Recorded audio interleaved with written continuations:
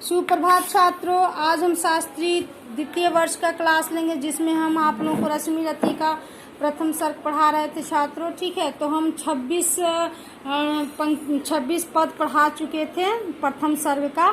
ठीक है, तो अब ये 2-3 पद और हमको लगता है पढ़ाना होगा प्रथम सर्ग में। उसके बाद हम द्वितीय सर्ग प्रारंभ करेंगे छात्रों। तो आज हम देखेंगे 27वां पद। ठीक है, जिसमें पहले हम आप लोग को कविता को पढ़ेंगे, फिर इसके शब्दार्थ को बताएंगे, फिर भावार्थ को बताएंगे छात्रों, है ना। तो कविता को देखते हैं। दुर्योधन ने कहा, भीम झूठे बकबक करते हो, कहलाते धर्मज्ञ, द्वेष का विष मन में धरते हो।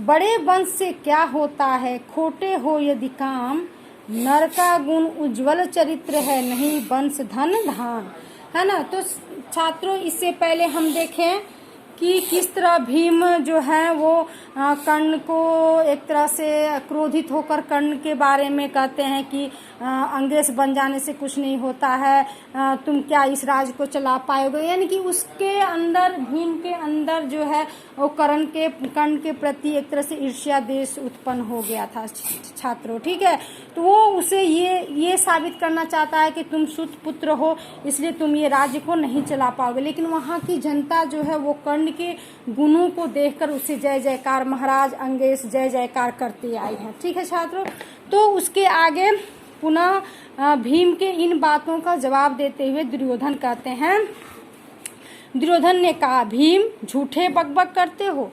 दुर्योधन उसका चचेरा भाई है, यानी धृतराष्ट्र का पुत्र है, लेकिन दोनों में कभी बनता नहीं है, क्योंकि दोनों गदाधारी है और दोनों एक दूसरे के प्रतिद्वंदी है। तो स्वाभाविक है कि छात्रों प्रतिद्वंदी होने पर एक दूसरे के प्रति तो ईर्ष्या द्वेष रहेगा ही। तो उसी पर दुर्योधन कर्ण के सपोर्ट में बोलते हैं, भीम तुम झूठ, बिना मतलब झूठ का बकबक कर रहे हो, ये सब बात जो कर रहे हो बकवास है।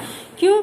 तो कहलाते धर्मज्ञ, द्वेष का विष मन में धरते हो। कहते हैं धर्मज्ञ का अर्थ होता है छात्रों धर्म को जानने वाला, द्वेष का अर्थ होता है ईर्ष्या, है ना, विष का जहर मन में धरते हो, मन में धारण करना, मन में रखना।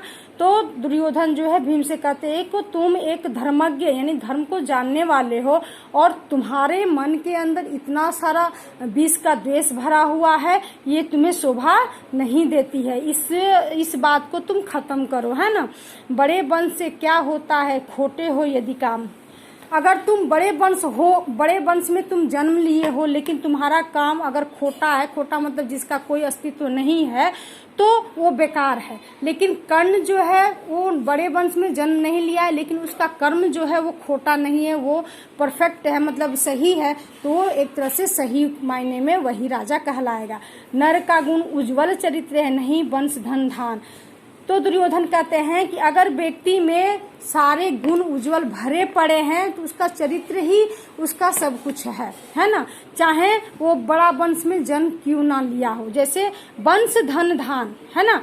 वंश, बड़े वंश में धन धान से भरपूर, संपत्ति से भरपूर अगर वंश में जन्म लेने के बाद भी अगर तुम्हारे अंदर अवगुण भरा पड़ा है तो उसे हम उज्जवल चरित्र नहीं कह सकते हैं। तो इसीलिए दुर्योधन जो है वो कर्ण को क्या कहते हैं, कर्ण कहते हैं, भीम को कहते कि बिना मतलब का, झूठ का, फरेब का बकबक नहीं करो। तो देखिए छात्रों, इसमें किस तरह से दुर्योधन कर्ण का सपोर्ट करते हुए भीम को दुत्कारते हैं। आगे देखिए, दुर्योधन कहते हैं, सच ही तो कहा कर्ण ने, तुम ही कौन हो बोलो, जन्म थे किस तरह, ज्ञात हो तो रहस्य यह खोलो, अपना अवगुण नहीं देखता, अजब जगत का हाल, विष निज आंखों से नहीं सूझता, सच है अपना भाल। छात्रों, ये कर्ण भी ये प्रश्न किया था अर्जुन से कि तुम्हारा जन्म किस प्रकार हुआ है, क्या तुम उसका रहस्य खोल सकते हो, जो तुम आते हो मेरे वंश के बारे में पूछने।